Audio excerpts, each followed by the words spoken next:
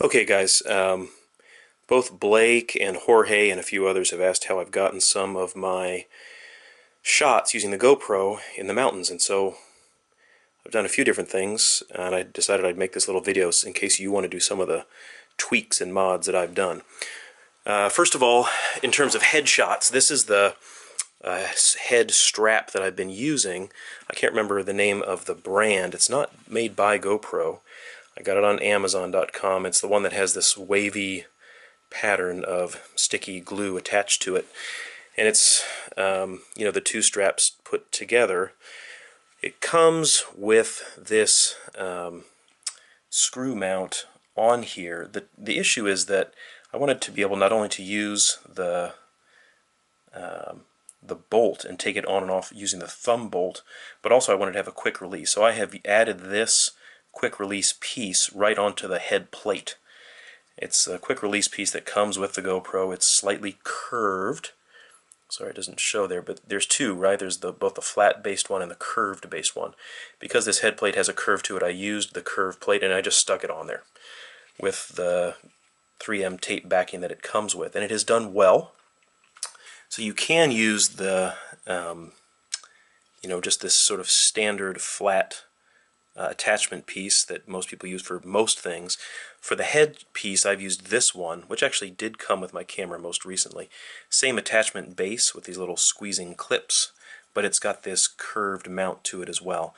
And I like that because it allows the camera to sit flat, so I'm not always looking at my toes. So here it is. I've just attached it to that curved neck quick mount release, and it just simply slides right into the headpiece like that. And now when I put this on my head, it looks where I look. The issue is that it's a pretty tight fit, and where the prongs of the quick release come down and touch the built-in screw mounts, it's tight, so I've had to take a file and sort of file them down so I get a good snug fit. This has worked pretty well for me in the past, and the advantage is that if I want to go back and forth from head mount to my ski pole, all I have to do is reach up and it slides right out. I think it's tight enough. I worry that it's going to fall off. That hasn't happened yet, but in theory it could. Similar story for the helmet. I do have one of those curved mounted pieces here on the helmet itself. This one I actually decided to add when I was on Rainier. So I just savaged another mount that I had, used some duct tape, and it actually held on relatively well. Before Everest I'm going to tweak this again. But again, this should work just fine with respect to the GoPro mount that I've got. As you can see, even though it's a curved piece, because I'm in a Petzl helmet, it doesn't really sit totally flush. There's sort of a ridge running down the front of this particular helmet. So I'm going to have to spend some time getting something that's more solid and inspires more confidence than this, because at the moment it's definitely a little bit sketchy looking. But in theory I'll have both, this helmet mount and then also the head mount for times when I'm not in a helmet but I just want to have my point of view recorded. Just a quick note also, I've learned the hard way about these quick release mounts. Bring a few, or at least one extra. The struts are incredibly thin, and that's genius because it means that they're flexible, but it also means that they can snap. On Mount Vinson, these struts snapped both at the same time, just as I was coming down the fixed lines after summit day.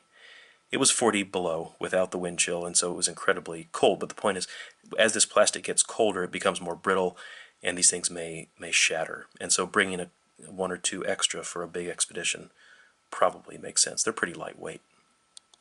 Now, because I got busted by my family for not having enough pictures of myself after these trips, I decided to start taking selfie videos when I was up there. And I did not want to bring an extra selfie pole. I already have trekking poles. Why would I bring another pole? So I decided to make a way to mount the camera to the top of the trekking pole. One pole, two purposes.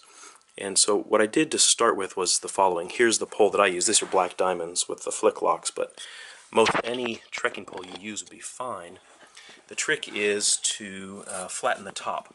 So here you can see the top of this pole has a curved profile to it. I'll try to do that without getting in my own shadow. In order to flatten it, I use this hacksaw basically to carefully saw flat the top. And I ended up with a pole like this, but instead of a curved profile, the top was totally flat. Sorry, that's totally out of focus there for you. But this is the surface that you want to get nice and flat. Because when it's flat, in theory, you could take one of your standard sticky back quick mounts and just glue it right onto the top, or stick it on with tape to the top. Even when I flattened this, however, with the hacksaw, I found that I couldn't really get it to be as solid as I wanted it to be. There was always a little bit of play or rocking with that. The fit wasn't quite right. And so, in a fit of madness, I turned to the box that I got the GoPro in. As you recall, it comes with a mount that's molded into the top. This is basically a throwaway piece. But when I looked at this from the inside, this thing is actually hollow. It's not solid. So I used a motor tool, these Dremel tools, using a cutting bit, basically something that looks like this, and cut this thing out carefully. So using the bit, I sort of cut in like this and then cut right around it, and the thing popped out. And then I used the same tool with one of these grinding file edges to, in effect, smooth out the sides of the little piece that had popped out. And what I ended up with was something that looks like this. This is the actual mount. I only did this on one of the poles. Let me see if I can get the focus to work better for you. In effect, what I had was a quick release mount that had a hollow center, and that meant that it could sort of sit down on the top of the trekking pole and add some stability to it. It's still, and of course there's no tape in there. I had to add some of my own 3M gray super sticky tape, and I used that same motor tool to kind of grind down the sides of the trekking pole. I had to sort of spend some time with it, getting it to fit. But eventually I ended up with a relatively snug fit of this jury-rigged mount off the top of the GoPro box that sat down on top of the trekking pole. And even with the tape, I was worried that, frankly, it felt pretty solid, but I was worried that it would never last. And so I screwed in a couple of screws. These are two 1 or 1.5 inch drywall screws that I screwed right into there. To get them in, I took a very small bit, drill bit, maybe 1/8 of an inch or something, and drilled the pilot holes. And then I used a countersink bit to really route out the spot where the screw head would be. If these screw heads pop up, you will not be able to slide the camera in and out if they pop up at all. So I really had to countersink them, if you will. And once I did that, I just screwed in the two screws. Now that means that you cannot adjust the straps on this trekking pole anymore. The screws literally go through the spot where you would normally do an adjustment, but I have never in my life played with these. I always keep them as big as I can because I have big hands, and that has worked out pretty well. Okay, so here's how it actually works in action. Here's the trekking pole with the mount on it, the female, and here of course is the GoPro with the standard plain old quick mount release, and it just slides right in. And it's solid, and I know that if I bend it about like that, and then lift it up towards me, the strap in the back so it doesn't get in the way, if I hold this at about 45-degree angle, yeah, this pole itself will not be in the shot. And that's how I've gotten some good selfies. Your arm and elbow and shoulder acts as a good shock absorber, so they're relatively smooth, not always. You can see the summit shot from Mount Vinson to see it sometimes gets a little bumpy and lumpy. You can also turn it around, so I like doing, some panning type shots. With some practice you can move, off of yourself and just get the surrounding view. You can even stick it right essentially over your shoulder and get some sort of over the shoulder perspective shots that way as well. So it's very convenient, it's good for selfies, but it doesn't take any of the lumps and bumps out of it to a totally definitive way. For that, we need something different. So for smooth motion, that's where this thing comes into play. It's called a Feiyu Tech G3, and I can email you the link. Feiyu Tech G3 Ultra. And it's basically a 3-axis gimbal. Batteries go into the handle, the power button's here on the bottom, and then there's a little controller button here. When the camera's in there, it essentially erases any particular motion. It's great, although it has issues. So here it is. I've taken the camera out of the housing. You cannot use it with the housing, which is the biggest issue. And then you use these two little thumb screws, which are hard to photograph, but basically it's a clamp. It clamps the camera in, and it then makes it motion proof. So I'm going to push the power button on the bottom and then hold it vertical, and it should snap into activity in a second. Let's see if it goes. It does take its sweet time to get ready. There it is. So now it's on, and although it has a couple of different modes, if you look at the camera you can see it's basically like the eye of a bird on a wire. It pretty much erases any particular left or right. This is set right now to focus on the same place, and if I turn, it'll gradually, smoothly bring that into frame. Looking at it this way, it doesn't look particularly impressive. I can tell you that in real life, it essentially makes everything that you do totally smooth. Even just walking, even when it's strapped to my chest, basically everything becomes remarkably easier to watch. It has a couple of modes. This is the standard mode that you use. There's also this mode where it'll stay basically like a bird. There it goes. Here it'll now go up and down, so if you want to pan, let's say we're looking up the peak, it'll slowly look up. So instead of keeping just the natural horizon, you can look up and down as well, but you get a more smooth panning effect while you do that. And then there's also mode 3, which I do not like pretty well, which is where it basically stays exactly fixed on one particular spot. Basically, I typically use it just in its standard mode, which is looking at the horizon, and it gives you a normal, natural, artificial horizon. And there it goes. So this I have used on that Cactus to Clouds video by strapping it right onto my backpack. So here's my pack for Everest, just the South Col 70. And what I've done is to take, I made a little mount for my shoulder, basically. I used some very thin foam rubber, maybe 1/8 of an inch thick.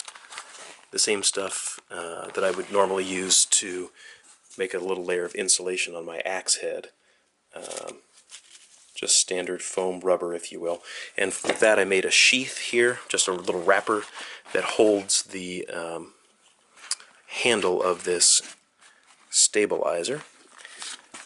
And then I wrapped it in duct tape to give it a little bit of weatherproofness. That's that orange that you see. So here it is in the sheath, if you will. This particular sheath I just made at the trailhead. It's a little too tight, it doesn't quite work so well. If I reach up in here, I can turn it on. That's where the handle is, and then hold it, wait for it to sort of wake up, and it should in a moment sort of achieve, yeah, there it goes. So it just does that on its own. When I wear this, this thing sits pretty much right next to my cheek, right on my shoulder. And what I've found is that it's okay. You know, as I look around, it will sort of allow me to pan a little bit left to right, and it takes out most of the motion of as I sort of walk and jaunt along. Usually, a lot of that shock is taken out by your elbow and shoulder. In this case, there's none of that, just the jarring of my feet on the ground. So there's usually a little bit of bumpity bump, but if you look at that Cactus to Clouds video, not much. It's pretty smooth. The issues are, number one, it's battery driven, and the batteries will last a couple hours.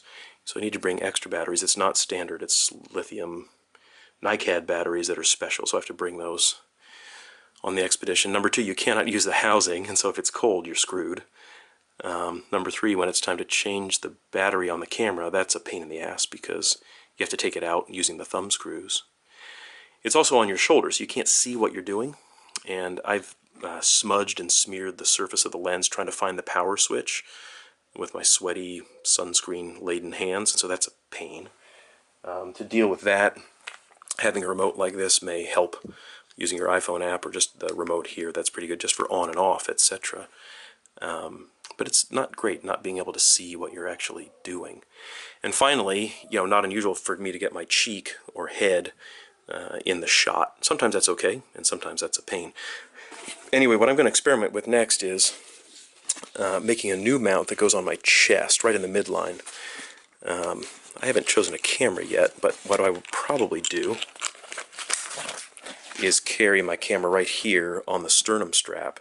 And I would imagine that if I mount something like this to the side, or maybe even the very front, then I'll have control. It'll be easier to see what I'm doing. My face won't get in the shot. It might be weird. My hands might sort of come in and out of the shot as I go. I'll have to do some experimentation. I have not been using the super view. I've just been using standard wide view, which has less fisheye. I kind of like that a little bit better. Oh yeah, one more thing. For Summit Day itself, where I'm really worried about performance of the batteries in the extreme cold and the huge hassle of changing batteries, especially with the 4. With the 3, it wasn't so bad. You could just tear off the door and then pop open the case and swap out the batteries pretty easily. With the 4, you can't. You have to go inside the camera. They tried to make it more like a regular camera, and inadvertently they made it a huge hassle for the mountains. So that's what this thing's for. This is a 22,000 milliamp hour battery, and you charge it from a solar charger or whatever through a micro USB on the side, and it's got 3 USB out ports and a little flashlight. I threw this thing with the GoPro into the freezer at -20°C, and was able to fill the card, which is a 64 gig card, about 4 times. So I think if I keep this thing under my suit in a little foam wrapper, I can hopefully even get greater life out of it. That greatly exceeds the number of cards, right? So I have a 64 gig card. I think I'm going to switch probably to 128s. They aren't officially supported by the GoPro Black, but apparently everybody uses them, and they're fine. So maybe that would mean fewer swaps out.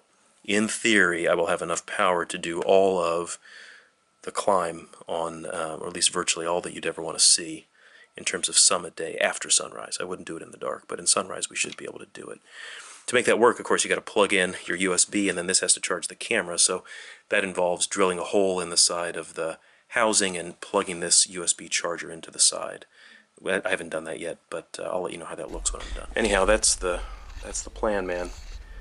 Go for it. Can't wait to see your videos.